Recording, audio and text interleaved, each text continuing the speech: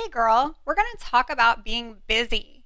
This time of year, we can be insanely busy. Am I right? I mean, Christmas is right around the corner, and I have presents to wrap, I have things to do, I have checklists to check off, right? Where are my checklisters at?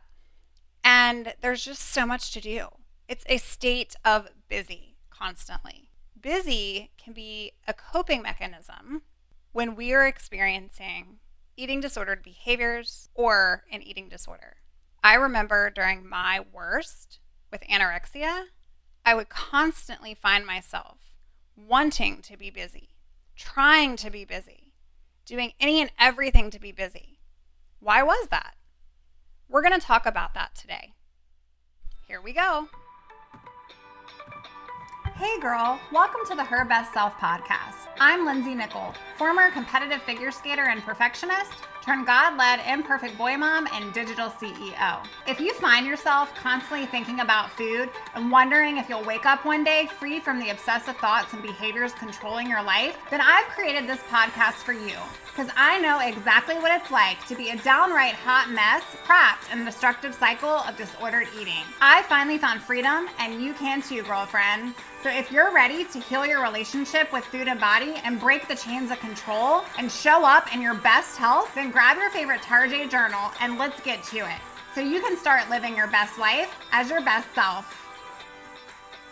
So let's talk about the state of busyness. Are you using busy as a way to control your food intake? Are you using being busy as a way to restrict food? Are you using being busy as a way to excuse yourself from eating? Do you find yourself using the I don't have time to eat excuse often? Or maybe it's I'll grab something later, or I just don't have time for that right now, like I'll get lunch later today. This is classic in disordered eating. This is avoidance. And avoidance is an indicator of a disordered mindset and an unhealthy food relationship. Life can be busy, am I right? But I wanted to talk about this subject today because the excuse of being busy is just an excuse. Now, I'm not saying that everyone that has a busy life and avoids eating during the day because of their busy life has an unhealthy relationship with food. So that is not what I am saying at all. What I am saying is that every disordered eating individual at some point has the I'm too busy excuse. And this is not giving any information or secret away that you guys don't already know if this is you, right? But today I just wanted to call it out, open up the closet, and bring it to the forefront. Because you can't see what you don't want to see. And in order to heal and in order to change a behavior, we have to confront it. We have to see that this behavior is not really a behavior that I should be practicing, right? And so an intuitive eater, one who has a healthy relationship with food, meaning they eat normally. And what does normal mean, right? But they eat when they're hungry, they stop when they're full, they have frequent meals and snacks throughout the day, and they don't view skipping a meal as a reward because then that ties back to their weight, to their worth, to their ability and desire to want to be skinny, right? And so if you're the type of person that as soon as you find yourself busy and you realize you've missed a meal and that feels like a good thing for you because that means that you have eaten less in that day, then this is a really, really red flag for disordered eating behavior. And I don't feel like we talk about it enough, right? I actually feel like we glorify it in society because we say, oh, I'll just skip lunch tomorrow. Or, oh, I'll just have an early dinner and then eat a late breakfast and it's okay. Or I just won't have dinner tonight because I had a bigger lunch today. And why is that? Let's get curious with why. So today I wanted to share and story tell with you just a little bit about my experience and my eating disorder and what I call the busy diet, because that's literally what I would do during my struggle. And maybe you're doing that too. And I want to first acknowledge it, right? Get out why we're doing it. And then we're going to talk about what we can do instead. So, to start with my story, my little storytelling here, hustling has always been a way to keep myself feeling like I was achieving, like I was being productive, like I was the best of the best. And I'm not going to go into too much there. During my worst with anorexia, I would stay busy. I would keep my life in a constant state of hustle, going from one thing to the next thing and the next thing to the next thing. I would keep my life purposely so busy that I didn't have time to sit with myself and realize that I was crumbling.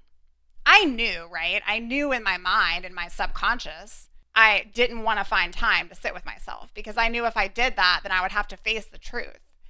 And yes, the truth will set us free, but it will also cause a ton of pain because we realize the pain that we're causing ourselves. I constantly found things to do to feel worthy, to be busy, not necessarily productive, which is a whole separate thing, right? But to take up my day so that I would purposely restrict, but I wouldn't be telling myself in my mind I was necessarily doing so. Oh, well, I was just too busy today. I had a class this morning and I didn't have a snack with me and I didn't have time to go get something to eat. Or when somebody would ask me if I had already eaten or if I wanted to go get lunch, oh, I've just been so busy. I would fuel up on coffee to avoid food. You guys, busy is a choice. And in recovery, the best thing we can do when we feel like we may have a busy life is to not make eating optional. So for one, today we're going to talk about getting to the why, getting curious with the root of why you're busy. If you have time, and I'm going to throw a truth bomb at you, okay? If you have time to scroll on Instagram, but yet you're too busy to make lunch or to get a snack, if you have time to watch Netflix, but yet you're too busy to get yourself something for dinner, if you have time to do all of these things that are just keeping you busy, then how do you not have time to keep you alive? So I want you to really think about why. What is the root of your busy? Write it down, reflect on it, because the reality is, even if you are truly too busy, you need to eat for your body to survive. And so if that in fact is true, I mean, I have a crazy busy schedule, okay, guys? But taking the time and going, okay, I'm hungry. I need to go downstairs and get something to eat and step away from my office. Or, okay, I just finished with a client. This is a great time to go get a snack, right? Like, we can all be super, super busy, but we're never too busy to nourish our bodies. So if you're finding yourself constantly trying to be busy, maybe you're avoiding eating. So just get true with the root of why. I'm going to share something, and I hope it is not triggering for many of you, but those of you who have struggled with an eating disorder or you are in one right now, you can relate to this, and this is why I'm sharing. I would purposely leave my house without a snack. I would purposely go to TJ Maxx or Marshall's or shopping with a friend or do something when I felt like I could potentially be hungry during those times because I wanted to avoid being around food. I would purposely not put myself in a situation where there was an option because it was a way of my mind tricking myself into believing that, oh, I was just too busy. So what I want you to ask yourself today, friend, is are you doing that too? Do you not have time to eat? Are you using the busy diet as a way to control your food intake? No shame on the game, okay? Been there, done that, have my t-shirt. But even those who are bingers experience the same excuse. So don't think that this is just one size fits all. It's not. And in all awareness, just calling this out here as well, being too busy or not eating throughout the day increases the desire to binge later. And then this actually triggers that binging and that overeating. And so once you finally do eat, you're going to experience that cycle of shame afterwards, which can lead down to our bulimic actions like purging, over exercising later, abusing laxatives. And all of these things can be prevented if we literally look at the elephant in the room. Why are we purposely avoiding eating? Why are we purposely busy? Again, I'm not saying we don't all have busy lives, because Lord knows I have got a busy life. I've got 2 boys, 4 and 8, and I am constantly running around. And when I was dealing with my anorexia, I was a super overachiever, still am actually, but my calendar was loaded, y'all. But even on the days where it was kind of lightly loaded, I would load it even more so that I could avoid using food normally to nourish my body. I would avoid it. It would be a way to not have the opportunity to provide nourishment. It would be a way to use busy as a state of restriction. This is unhealthy on so many levels, but I just wanted to bring it to the forefront because especially when we have these busy times of year, right, where everyone is like out and hustle and bustle, and quite honestly, I don't even like to go to the store because you constantly have that vibe of busy. What's actually productive is scheduling our time, being mindful in our moments, and being purposeful about our intent of which we engage in things. So number 1 is get out why you want to be busy, because busy is a choice. Number 2, we can prepare. What can we do instead? We can prepare for the busy. If you know you're busy, prepare. I remember when I was going through my worst of the worst and I was trying to get better, and I truly wanted that freedom that my eating disorder was taking from me. I would listen to my professionals and I would get frozen meals. I'd go to Trader Joe's. I would get meals that I could just pop in so that I could challenge that voice inside of my mind that was telling me eating did not need to occur and I didn't deserve it. I could challenge it and I could literally give myself 3 minutes to get something prepared. But I knew it was there. And if you haven't listened to episode 4, What to Eat When You Want to Recover, but you're scared to gain weight, go to that episode because I talk about the 5x5 rule that I created for myself. And when we feel overwhelmed with food options and we haven't had a good relationship with food and we don't know where to go or what to eat, this way of looking at food and eating can be a really great stepping stone to creating that intuitive lifestyle that you're dreaming of and that healthy relationship with food, because you have 5 things that you can go to, essentially. So go back to that episode, revisit it. If you have listened to it, it might be helpful. But to talk about this concept a little bit more, you can prepare. Okay, maybe you're not like a big foodie, obviously, right? You have a disordered relationship with food, or maybe you love food, right? And that's why you're here as well. But how can you prepare? What tools can you do ahead of time and leverage ahead of time so that you don't find yourself in this place of avoidance? Can you do some Sunday prep? My husband and I actually every single Sunday we prep proteins. So we will cook our meats for the week, and that way when we feel like, oh my gosh, we're just so tired or we're so busy, we can reach in the fridge, grab a quick protein option, grab another option to go with our protein, like a carb, right? Get some healthy fats and move on with our night, okay? And so this may be what you need to start incorporating so that you can avoid the busy diet. And then lastly, find someone to hold you accountable. And if you haven't been open with others that are in your life and you don't have that support that you need, helping you and holding your hand next to you, I want you to know I see you and I'm here for you. You can send me and my team an email at info@lindsaynickel.com and we can get on a consult and talk about whether or not I can help support you. But until then, if you still don't feel like you can share with someone close in your life, I want you to hold yourself accountable from those negative thoughts. Can you set an alarm on your phone? Can you be intentional about adapting a new behavior so that you are challenging the state of needing to be busy to control your food intake? Set an alarm. Hold yourself accountable. Write a list. Keep 5 foods on hand that you can eat or go to start practicing these principles so you can avoid busy.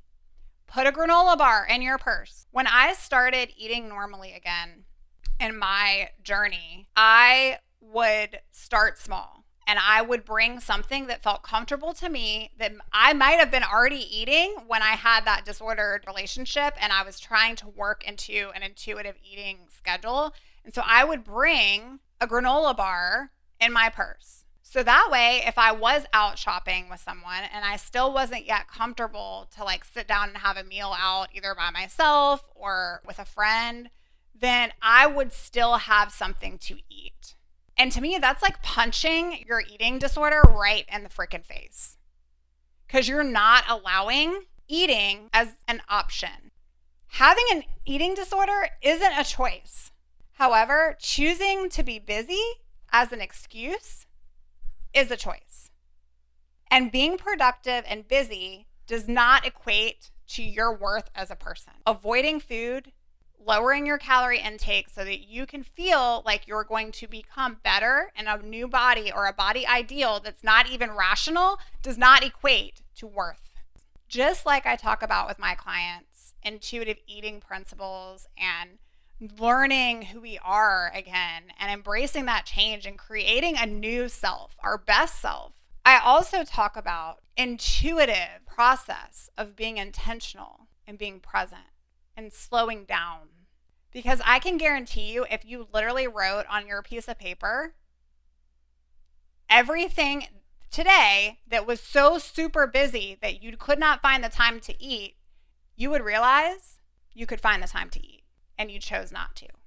I want you to take this time right now. If you are dealing with this and you know in your heart that you use busy as a way to control food in your life, I want you to take this time right now. I want this to be your permission if you won't give yourself that permission. I want you to recognize that you are worthy and I want you to go get something to eat. You can come back to this podcast. You can listen to me as you're in the kitchen. What can you do right now to challenge the state of busy? Because in order to create a life free from negative thoughts and negative behaviors, controlling every second of who we are, we have to sit with our life, get out of the hustle, and face the facts. Get out why you want to be busy. And maybe you are busy, but maybe you want to be busy too. I see you, friend, and I just want you to know there is no logical thing that is more important than your need to eat to survive and to nourish your body. I hope you'll take the time to take time for you because you matter, your presence matters, and you can find a way from the busy diet. I'll talk to you soon, girl. Oh, friend, thank you so much for letting me share what was on my heart today. My hope for this podcast is to help more women find freedom from food and body. If this has empowered or blessed you, let me know. I'd be honored for your rating and review of my show, and I'd love to connect with you in my private Facebook community. You really can move from perfection to purpose. Let's break the chains together. I'll help navigate the way. Until next time, bye for now, girl.